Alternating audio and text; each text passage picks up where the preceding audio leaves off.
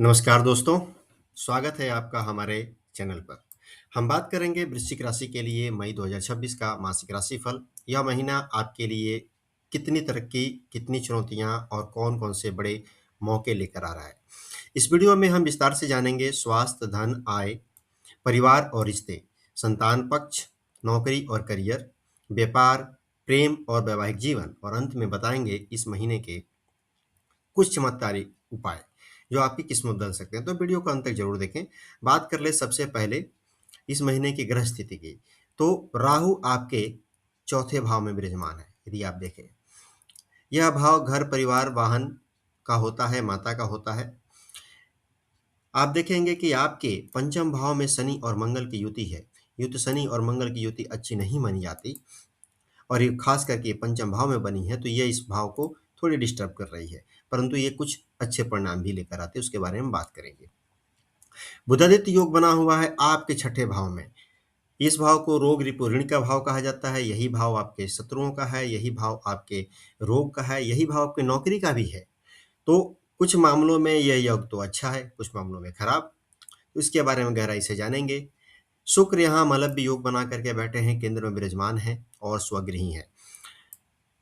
बात करें देवगुरु बृहस्पति की, तो ये अष्टम भाव में है और अष्टम भाव से इनकी ये जो है कंट्रोल कर रहे हैं आपके परिवार भाव को, धन भाव को ये कंट्रोल कर रहे हैं, आपके विदेश के भाव को, व्यय के भाव को, और ये कंट्रोल कर रहे हैं आपके चतुर्थ भाव को। तो यह एक अच्छी स्थिति है। केतु आपके दसम भाव में है। यह भाव जो है करियर का होता है, यह भाव जॉब का होता है, आपके कर्म का होता है। तो केतु यहाँ पर थोड़ी सी डिस्टर्बेंस पैदा कर रहे हैं। यहाँ पर व्यय के भाव में बैठे हुए हैं चंद्रमा, तो व्यय को ये ऊपर नीचे करते रहेंगे, कभी ज़्यादा कभी कम, तो खर्च ऊपर नीचे होता रहेगा। चलिए जानते हैं सबसे पहले कि इस महीने के 3 सबसे बड़े लाभ कौन से होने वाले हैं।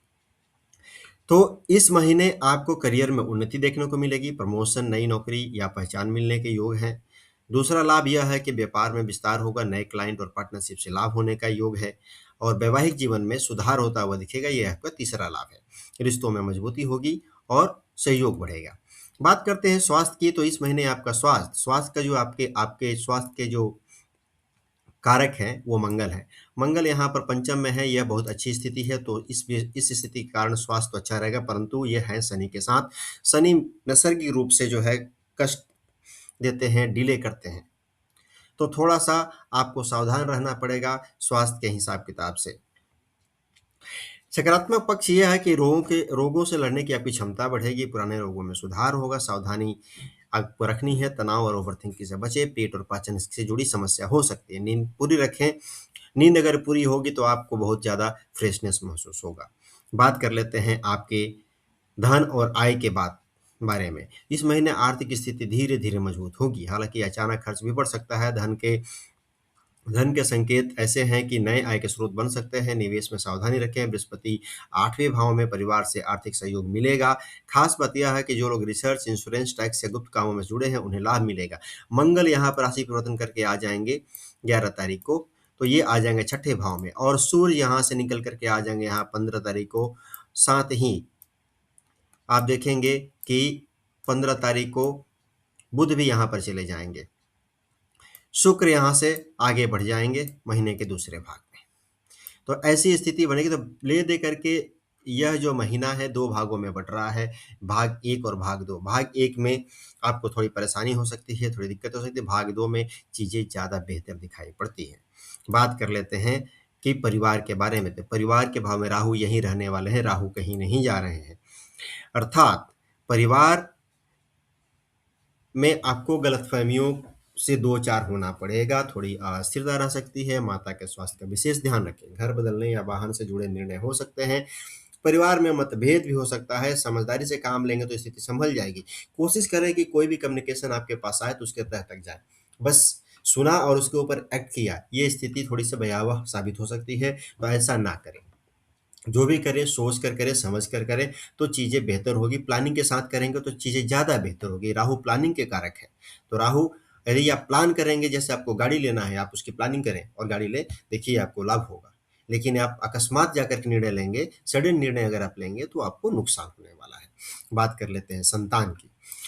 पाँचवें भाव में शनि और मंगल की युति यह थोड़ा-सा चुनौतीपूर्ण योग है, जो कि मैंने पहले ही बताया, तो संतान को लेकर थोड़ी चिंता हो सकती है। लेकिन सबसे अच्छी बात यह है कि यह युति जो है 11 तारीख को मंगल जैसे ही आगे बढ़ जाएँगे, टूट जाएगी और 13 तारीख से आप इसको जो है लाभ भी देखना शुरू कर देंगे। तो यहाँ पर जो है चीज़ें जो है सँभलती हुई दिख रही है महीने के दूसरे भाग में।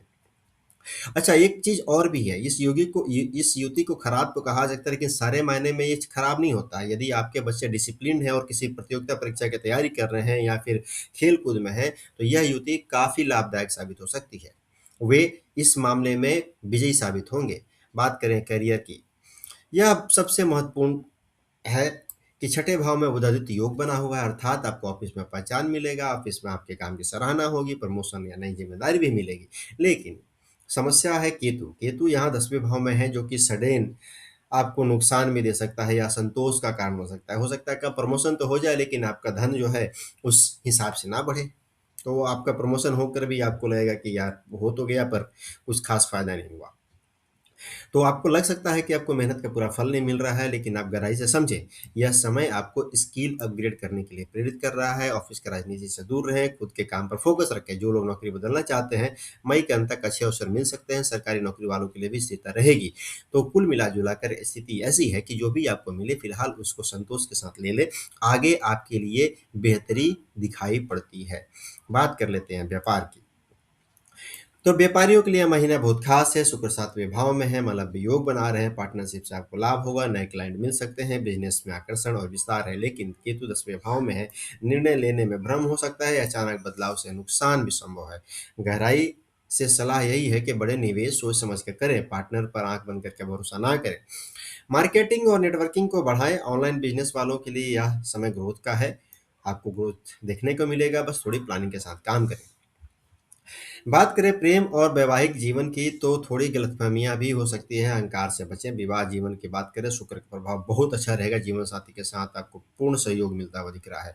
रिश्तों में मिठास रहेगी, एक दूसरे के प्रति आप समर्पित नजर आएंगे। और साथ ही क्योंकि शुक्र का प्रभाव भी ऐसा है, शुक्र जब आगे बढ़ेंगे महीने के दूसरे भाग में, तो भी स्थिति अच्छी है, क्योंकि यह जाकर के अष्टम भाव में विराजमान हो जाएंगे और ये देवगुरु बृहस्पति के साथ रहेंगे। युति अष्टम भाव को कष्ट का भाव कहा है, दुख दर्द पीड़ा का भाव कहा जाता है, फिर भी यही भाव आपके ससुराल का भी है। तो जब यहाँ पर शुक्र जाएंगे तो ससुराल पक्ष को भी अच्छा बनाएंगे। और यहाँ से ये सीधे देखेंगे, इनकी जो दृष्टि होगी सप्तम दृष्टि, वो आपकी होगी परिवार भाव पर, धन भाव पर। तो यहाँ पर आपको परिवार से, ससुराल से लाभ होता हुआ दिखेगा। आपको छोटी सी सलाह यही है कि आप छोटी छोटी बातों को नज़रअंदाज कर दें। आप अपने पार्टनर के साथ खुश रहें और उनके साथ आ, रिश्तों को बेहतर बनाए रखें, आपका कार्य बनता चला जाएगा।